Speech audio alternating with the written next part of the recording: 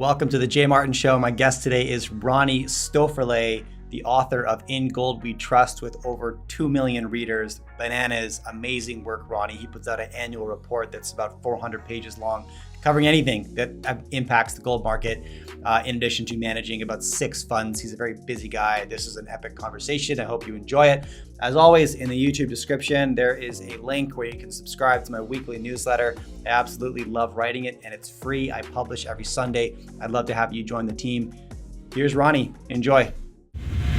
This is Jay Martin. All right, welcome back to the Jay Martin Show, and I'm joined right now by Ronnie Stöferle, the author of In Gold We Trust. Ronnie, it's good to see you again. Hey Jay, how are you? I'm really good, and I'm looking forward to getting some perspective. Are you in Vienna right now? Yeah, currently in Vienna. Perfect. Okay, yeah, I'm looking forward to getting some perspective from the street in Europe, because we're seeing all kinds of headlines in Canada and the US about what's occurring from a sentiment standpoint, specifically about concerns about the winter and the incoming energy crisis and how real this could get.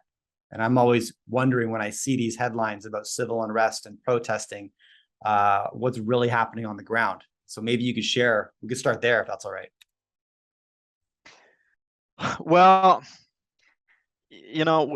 where should I start? I think regarding the sentiment, Europeans tend to be a little more relaxed when it comes to work compared to North Americans. So the as the Italians say, the dolce far niente, so the basically doing nothing and enjoying yourself. That was happening over summer. So everybody was trying to make the best out of it. We're coming out of 2.5 crazy years due to COVID.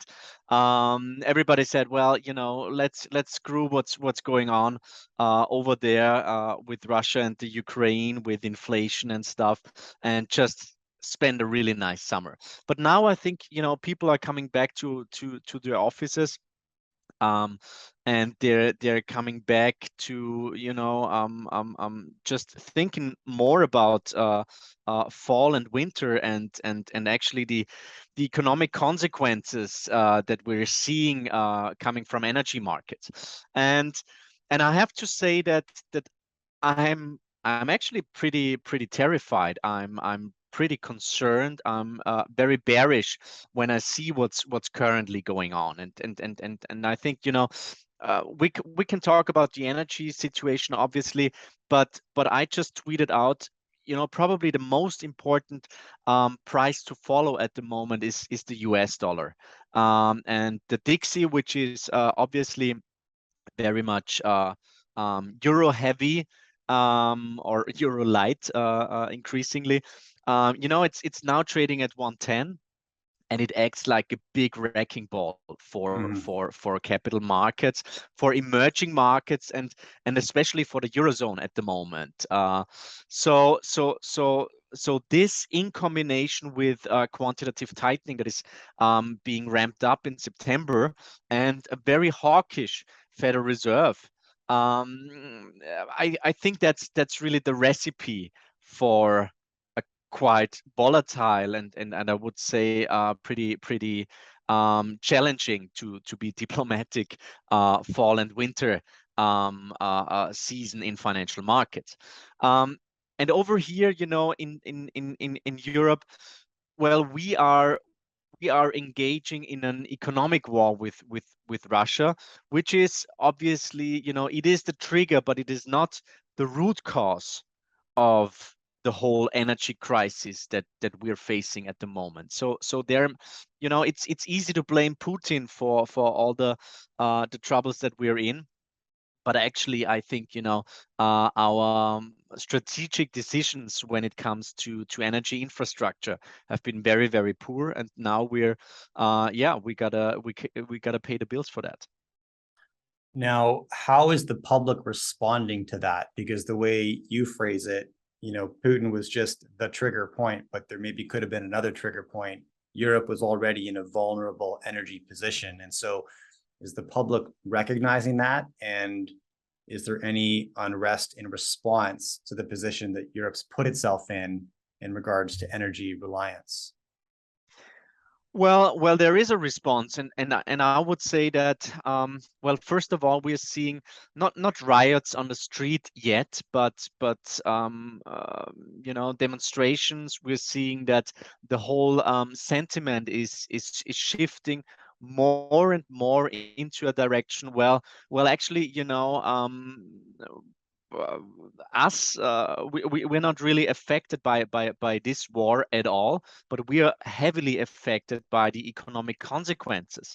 What we are facing is not a recession; it's rather a depression, and it's a depression combined with very high inflation, and inflation that is much more sticky than all the economists tell us. And one reason for that, obviously, is the weakness of the euro.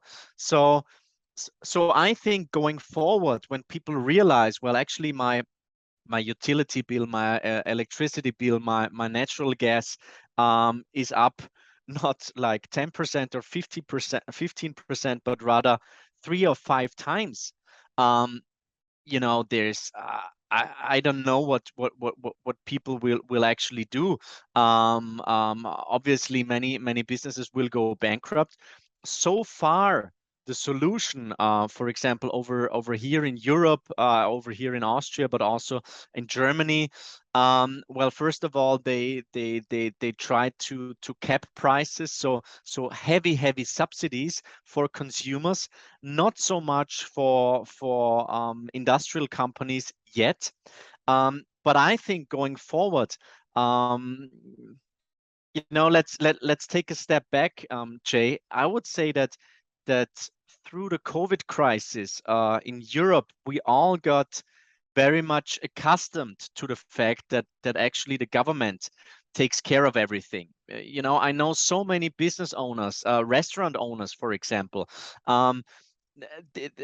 They actually got 80% of their turnover back from the government. So Hmm. actually, in 2021, um, most of the restaurants, but also hotels and so on, they had their best year ever without having to work, because it was not tied to profitability, um, to other measures, but just to the turnover of the previous year.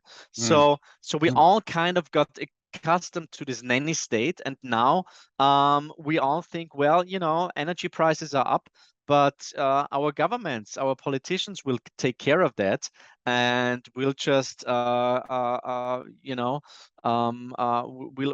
get through that.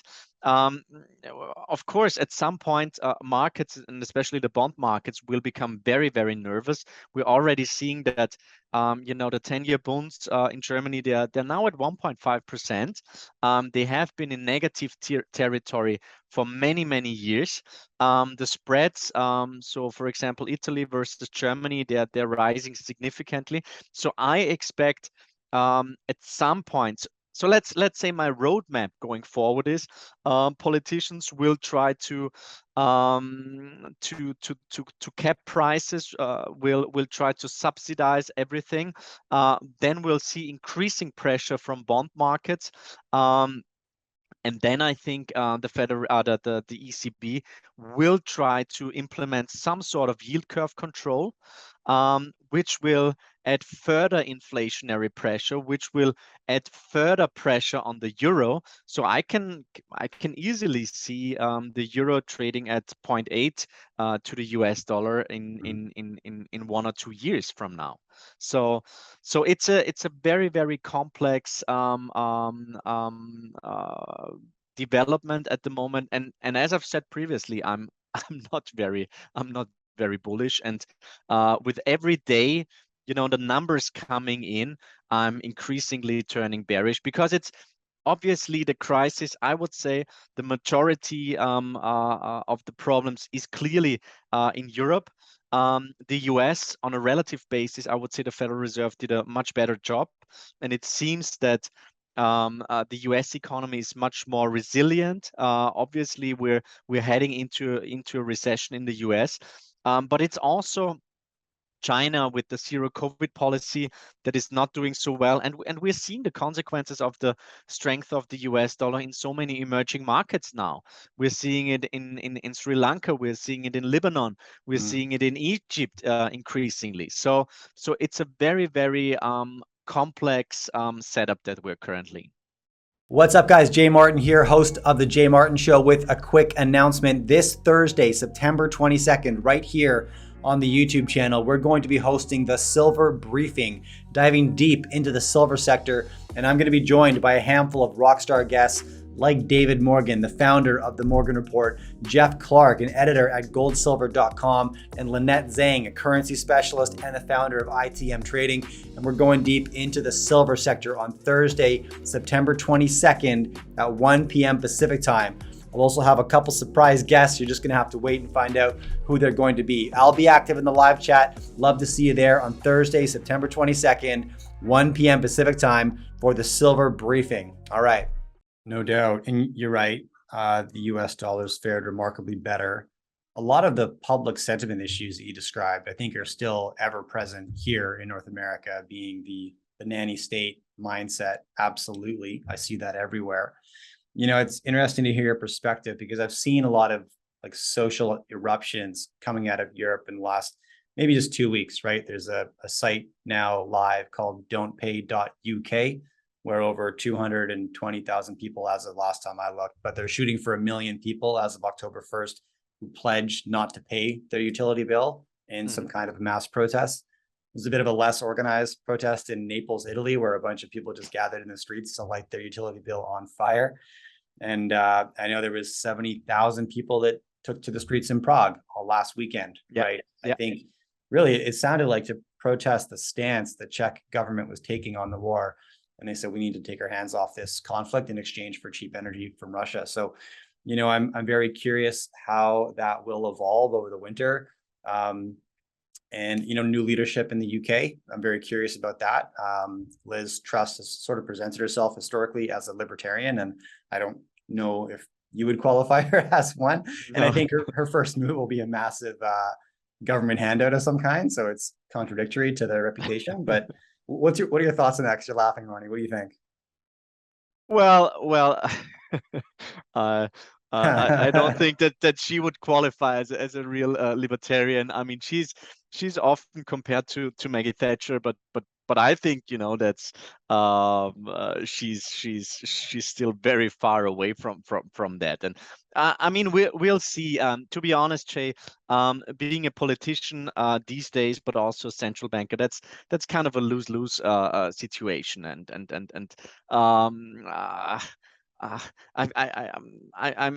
don't see any leadership in particular that would make me a little bit more relaxed. Not in the United States, not in Canada, not anywhere in Europe.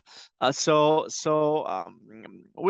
see. I mean, I think what's really, when it comes to this great divide and this loss of trust that we're seeing, I think, you know, this has already started earlier, and we're seeing this great, how do you say, bifurcation, this great divide.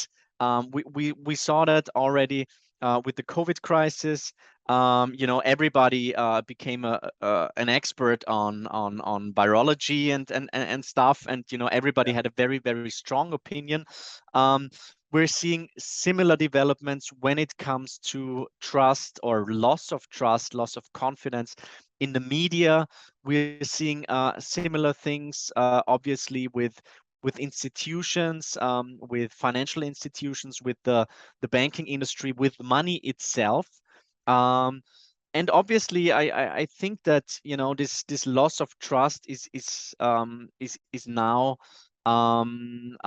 already is also being seen when it comes to the whole energy crisis. And to be honest, I think this is a perfect example of a black swan. I think nobody really would have expected that this could be, you know, the needle that pops this everything bubble that we've experienced over the last couple of years. And we could also say that perhaps we will now realize that perhaps energy was just too cheap over the last couple of years. That food perhaps was too cheap. Perhaps it should gain in importance. Perhaps we will have to adjust our spending behavior and not order crap on Amazon every day and go out eating every day, but rather stay home and cook your own meals, whatever. So I think um, in German we say den Gürtel enger schnallen, which is basically tightening the belt. It necessarily doesn't have to be a bad thing. I think this could also be a positive thing over the longer term. But obviously, it will cause a recession. It will cause a massive recession, and we're already. I mean, I'm just I just cannot believe that so many economists out there still see a soft landing. That they're trying to discuss, is this a technical recession or is it a real recession? From my point of view, I mean, a recession is we already in a recession, and the big question is only is it going to be a recession or a depression? And this in combination with inflation being much more sticky than most people think, that's a pretty nasty setup for financial markets, obviously. And I mean, this year alone, Jay, in equities, in U.S. equities, I think that's worldwide, 21 trillion of market cap were wiped out. For global bonds, it's 16 trillion. And then add on top, the losses in crypto markets, in commodity markets. I mean, have a look at commodity prices since April and May. It doesn't look very inflationary, actually. No. I think most of the commodities are pricing in a massive recession. Real estate, private equity will follow next. So actually this reverse wealth effect that Bill Dudley was referring to. So basically, trying to pop the bubbles in financial markets, and by that, reducing demand and causing a soft landing. We'll see where it goes to, but so far, I'm just seeing that CDS, for example, for many banks, just have a look at the credit default swaps for Credit Suisse, for example, at the moment. They're exploding, and I think over the next couple of weeks we will see. I mean, that's kind of a that's not a big call, but I'm pretty sure that volatility will spike up. I'm pretty sure that at some point the pivot will happen. But if we compare the current setup to 2018, when Jay Powell made his last big U-turn, basically he reversed its course over 6 weeks because the stock market collapsed. Well, back then CPI was below 2%. And now at the moment it's above 8%. So he cannot really do the quick pivot, and I think this is really what people should prepare for. I think we are all conditioned like Pavlovian dogs, that every time it's getting a little bit tougher in financial markets, the Fed will jump in. But this time they're just not able, because inflation is still way too high. So what I could see, and this is really as a trader friend of mine, he always says the market is a maximizer of pain. I think the most painful environment going forward would be a very, very nasty sideways market, with bear market rallies and then crashing markets again. A market where you really have to be very, very active, where you have to trade those little bear market rallies and then get out of the market. And I think it's interesting, because one of the big trends beside ESG, which also, from my point of view, is responsible for many of the troubles that we're having in energy markets. But the second big trend in financial markets was clearly passive investing. Everybody said, I'll just buy a tracker, I'll just buy the ETF, and of course, if markets are just rising all the time, that's pretty fine. But I think the setup for the next couple of quarters, probably years, will be a setup for very active asset managers. So this is kind of my roadmap going forward. Interesting. So much of what you said makes me think that we're returning to almost like a more practical world, right? Like there's been a bit of a breakup of trust, both at like the local public level and at the global level. Like, our addiction to cheap goods and services, as you mentioned, like that's in response to global trust being really high, right?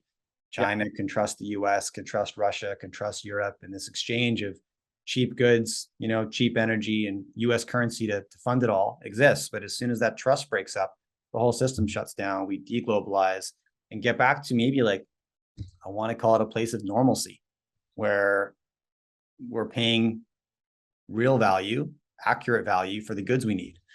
And so when you hear sentiment like soft landing coming out from politicians and the Fed, and I just assume it's just about public control, right? We don't want people to freak out. So we're going to depress the inflation numbers. We're going to promote as much as we can. This will be a soft landing or a short recession or whatever. They just, and that's very typical. We saw that in 2008 in during the tech wreck in 2000, that it's not going to be as bad as it is. And then every time it gets a little bit worse, we'll just tell people that's about as bad as it's going to get, right? And then it'll get a little bit worse. So that's about as bad as it's going to get, right? And so how much of that narrative coming out of our political leaders and the Fed is just about controlling emotion and controlling the reactivity of the public? Mm-hmm. Well, yeah. I mean, I agree. I've never heard an economist or a politician basically forecasting a hard landing or a nasty recession. Right, of course. Yeah. Definitely. And I think most of the trends that we're seeing, so this kind of deglobalization, and also this loss of trust between nations, and obviously was what happened this year. It clearly means that Russia will continue to be a pariah state for many years to come. So I think it's really a big shift, a big break in international relations. But we're also seeing that countries are acting differently, while over here in Europe, we try everything our politicians try everything to win this war, to rearm, support the Ukraine. On the other hand, other nations are playing more of a realpolitik game. Yeah, so like China, India, but also Saudi Arabia. I mean, the number of deals that were sealed over the last couple of months, it's just staggering. Yep. And it just tells me, well, actually, there's morals and there's let's say the ethical side. But then on the other hand, you also have to feed your people. You also have to heat the homes and to keep everything running. And I think at some point over here in Europe at least, they will realize that they will have to go back to the negotiation table.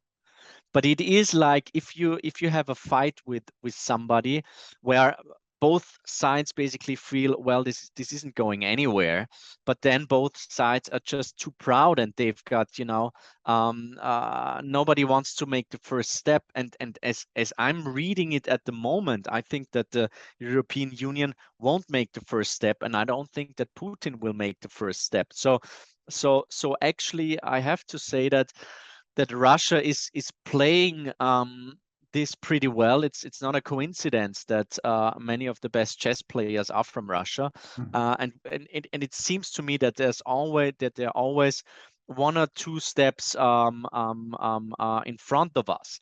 So I mean, what does it actually mean for us over here? We have to rearm to defend. I mean, Germany basically outside they outsourced the military, they outsourced their energy, they outsourced their technology also to some degree. But now they're realizing that they have to rearm. We have to reshore. So we have to get around all those blockades, which is a very, very I mean, it's easy for a politician to say, well, we have to produce the stuff now on our own soil. But it's just not that easy. I mean, in Finland, for example, it took them, I think, 18 years to build a nuclear power plant. Probably primarily because you just don't get the people. That's really human resources is probably the main bottleneck that we are facing. But then also we have to restock, we have to invest in the commodity space, which is also something that's very, very slowly being realized. But there as well, we don't have the infrastructure, we don't have the people, we don't have the capabilities at the moment. So this will take time. And for this energy transition that is currently going on, we have to rewire the whole grid, which will cost not billions but trillions. So it is really a very, very complex setup that we're having over here. And I need, as a business owner and as a family father, I would like to be a bit less gloomy, but at the moment I'm just very, very, very concerned, I have to say. Well, that's not a bad mindset to keep. It's, sort of protective, right? Yeah. And wary, and therefore I think a bit cynical. And that can assist. I mean, it's probably better than being blindly optimistic, which a lot of investors have been for the last decade. Now let's pivot to gold a little bit, Ronnie. And I'm not so concerned about like the near-term performance. I don't sweat that stuff because my time horizon is never 3 months. It's just not, right? I'm typically multi-year. What catalysts do you see? So gold's been sleepy, and it's made a lot of people curious as to why every macro signal that usually points to a strong gold market is occurring, right? There's crazy inflation, there's geopolitical unrest, civil unrest, the currency war is occurring, but gold's been flat, right? Relative to US dollars. And that's important, right? I think that's more of a US dollar story than a gold story, but I'd love to get your thoughts on that. But thinking longer term, right? What catalysts do you see, whether a country like Russia proposing reintroducing gold as a settlement asset for its energy? Are there any big trends or big trigger points like that could reinvigorate and reinvent the gold market over the next decade or two? Well, regarding the performance, let's first say, I would be a liar if I would tell you, well, this is exactly what I always forecasted. I'm definitely disappointed. I'm not concerned. I mean, it is, as you rightly said, it is primarily a dollar story at the moment. For us over here in the Eurozone, gold is up 9% year to date, which basically says, well, it protected your purchasing power. In Japanese yen terms, gold is up 15%. I think in general, what's going on in Japan at the moment with their yield curve control, trying to protect the 25 basis points for the 10-year JGBs. That's really the monetary end game, I would say, that is going on in Japan. So I think gold did an okay job, but obviously, as I've said before, the strength in the dollar, that's just something that did hurt the price quite a lot.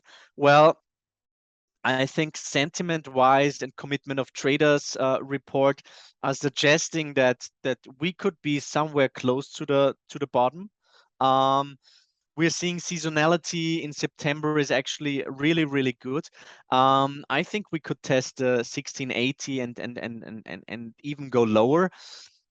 But I think, with on a relative basis, if I have a look at equity markets, if I have a look at the bond market, that is basically posting its the U.S. bond market, it's posting its weakest performance, I think, since 17 something, as Jim Bianco noted. I think gold held up quite okay. Now going forward, I think first of all, we are seeing that the world needs some sort of a neutral reserve currency if we're really being divided into at least two blocks, which is, let's say, the Western world, and then the emerging markets world. That is, we have to say, that is showing a pretty strong balance sheet compared to many other Western nations, that is having, I would say, healthier demographics, and that owns and produces quite a lot of the very important commodities. So all the things that we are seeing from the most recent BRICS summit, for example, it's clearly showing, well, perhaps they've got more leverage than we have. So I think sometimes we're kind of overestimating our hands that we're holding. What I thought was really interesting, we saw, for example, coming out of Russia, we all know that they bought enormous amounts of gold over the last couple of years. We know that they're a significant gold producer. They're the third largest gold producer. But we also saw, for example, that they now introduced this Moscow World Standard, which should be basically some sort of an alternative to the LBMA standard, I would say. So I think those little signs that suggest, also with, for example, Dubai introducing a new trading standard, and then there was Nigeria coming out. I think Nigeria is the 9th largest oil producer. They're coming up with a gold exchange now. I think those are already small signs that gold isn't a petrock and something that is actually useless in these modern times, but something that is valued in countries, especially in the Eurasian Economic Union, that is very, very important, in the BRICS nations, in Africa. And therefore, I would say that over the longer term, I mean, I'm super relaxed regarding gold, and I think as soon, and that's really the financial market player perspective. I think as soon as the Federal Reserve kind of signals that they will step on the brake, and that they will have to pivot, and that they will have to stop their QT. I think gold, silver, the miners, and risk in general, probably also cryptos and so on, will take off. But for the time being, I would say that the world needs a neutral, a liquid, and globally accepted currency that is valued in both blocks. And I really don't hope that we are going into this direction again. But news and developments from the last couple of months clearly suggest that the world has now really split up into at least two different blocks. Now, when you see initiatives from Moscow or Nigeria getting back to some kind of a gold exchange, is there the possibility that begins to undermine the paper gold market? Yeah, definitely. I mean, we all know that that on paper markets, I think every physical ounce of gold is traded 140 times. Right. So I always said, I started writing about gold 15 years ago, and I keep hearing the same stories over and over, and I just always said, well, of course, I mean, there's manipulation or intervention happening in the precious metals market, and we've got lots of evidence for that. Um, but obviously, it's also happening in bond markets. It's happening in, I mean, the fact that a committee basically sets interest rates. That's the most important price in capital markets. That's a huge manipulation. So I think it's sometimes a bit of an excuse for investors sitting on big losses to say, well, it is manipulated. So if you think it's manipulated, then just buy the physical stuff. Don't buy ETFs. Yeah, don't buy any certificates, whatever. And just relax and. But if you want to have, and that's the differentiation that is really important. What's your motivation for buying or holding gold? Do you want to have a hedge against financial catastrophe, hyperinflation, monetary reform, or do you want to make a performance? Mm-hmm. And both is legitimate. But if you want to make performance, obviously you can buy derivatives, you can buy mining equities, whatever. But don't mix it up. I think that's really important to understand. Yeah, that's understanding your why Yeah, behind owning an asset. exactly. Hyper, Yeah, hyper important. Helps you define your yeah. time horizon, your risk tolerance, all that stuff. Where is your cash right now, Ronnie? Talk to me about your portfolio, and where have you hedged? Where have you got wealth stored right now? Where are you safe? I mean, back to your gold analogy, if you're looking to protect against crisis and inflation, there's one reason. If you're looking for upside, there's another reason. Maybe look at the equities. What's safe for you, and what's your upside right now? Well, Jay, we are managing 6 investment funds, and we do have a wealth management department for high net worth individuals, primarily from German-speaking countries. We've got, together with my partner Mark Walek, we manage 3 funds. 2 of them actually combine physical gold with Bitcoin with an options overlay, where obviously Bitcoin is suffering big time at the moment, but we actually we harvest the volatility of Bitcoin by the options market, which is pretty interesting at these price levels. And then in our inflation fund, for example, we over the summer, we put in stink bits in high quality gold miners. We also used the options market. We wrote quite a lot of options.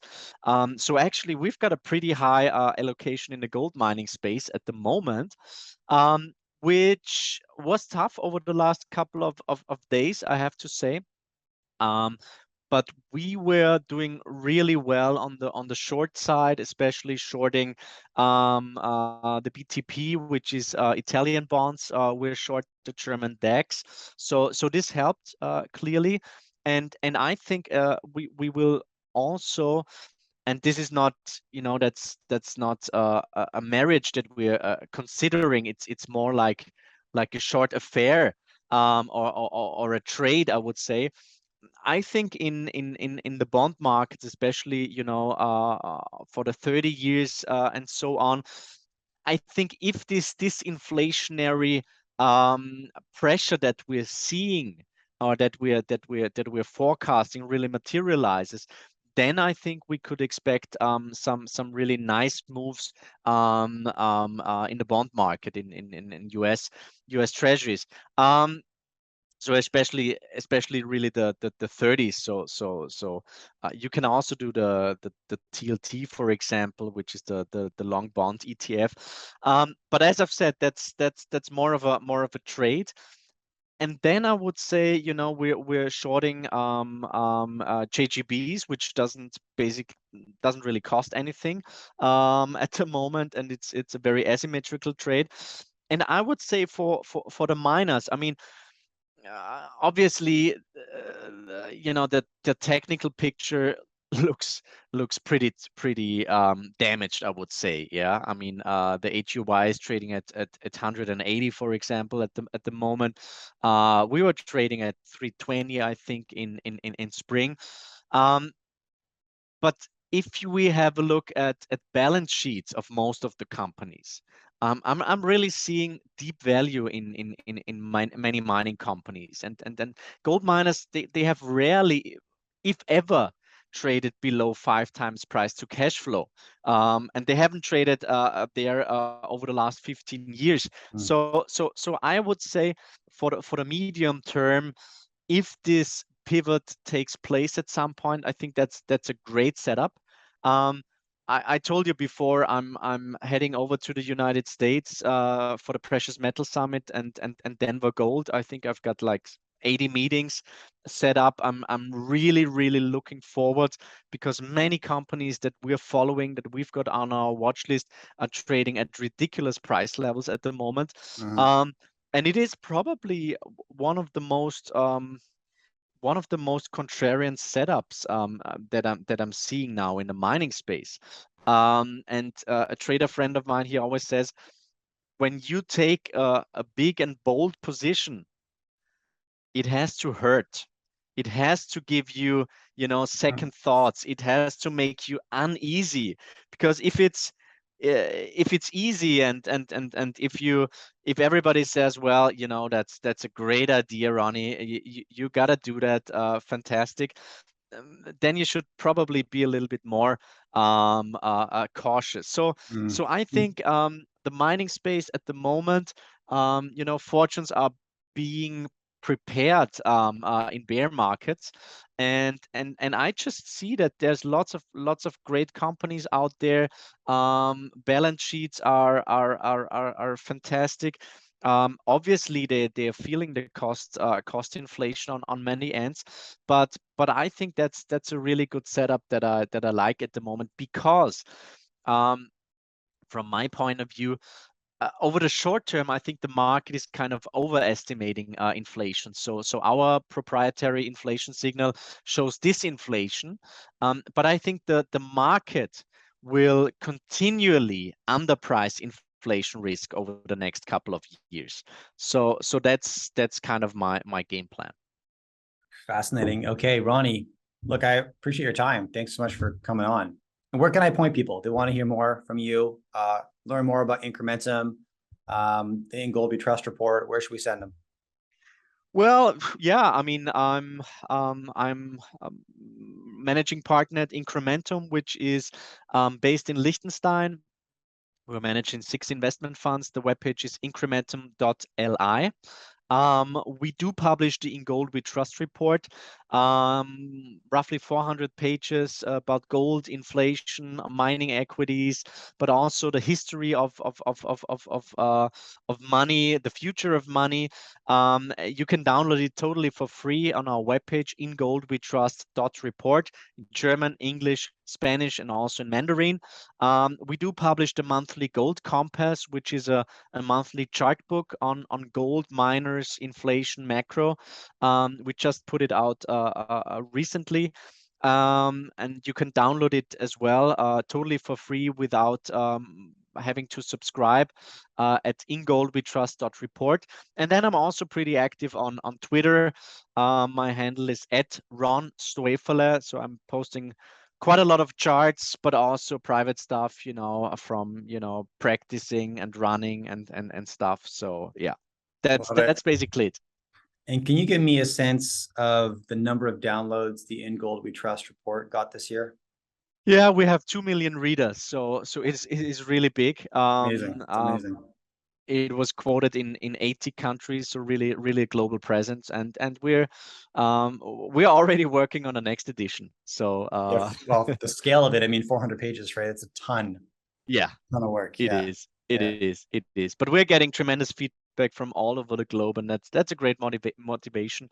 And I think, just as a final sentence, I think when it comes to gold, there's lots of gloom and doom, everything will go to hell kind of research out there. We just want to make the solid case, especially also for institutional investors, for professionals, why you should own at least some gold in your portfolio, how it works, how gold stabilizes your portfolio in stagflation, for example. That was the topic of this year's report. So that's really what we're aiming for. I love it. Love it. And congratulations on those numbers, Ronnie. That's huge. Thank you very much. 2 million readers. Phenomenal. Okay. Thanks again. I appreciate your time. Jay, thank you very much. All the best. Talk soon. Right. All right, thank you for watching this interview. Now, 3 things before I let you go. Number 1, I publish a weekly newsletter and I love writing it. I share my biggest takeaways and action items from the conversations that I have on this channel. In addition, my thoughts on current events, economic events, political events, and you can subscribe for free. Just hit the pinned comment right beneath this video, or just go to jmartin.club and you can subscribe on the website. I'd love to have you join the team. Number 2, ad revenue from this channel is donated to an organization that is super close to my heart called Zero Ceiling. Now, Zero Ceiling's mission is to end youth homelessness, and the way they do this is by giving at-risk urban youth the opportunity to relocate to beautiful wilderness areas and then provide them with supportive housing, career training, and just generally positive influences on their life. I love what they do. Check them out if you're interested. And number 3, if you prefer to listen to my content as opposed to watch it, you can find me wherever you listen to your podcasts. Just search for The Jay Martin Show. All right, thanks again.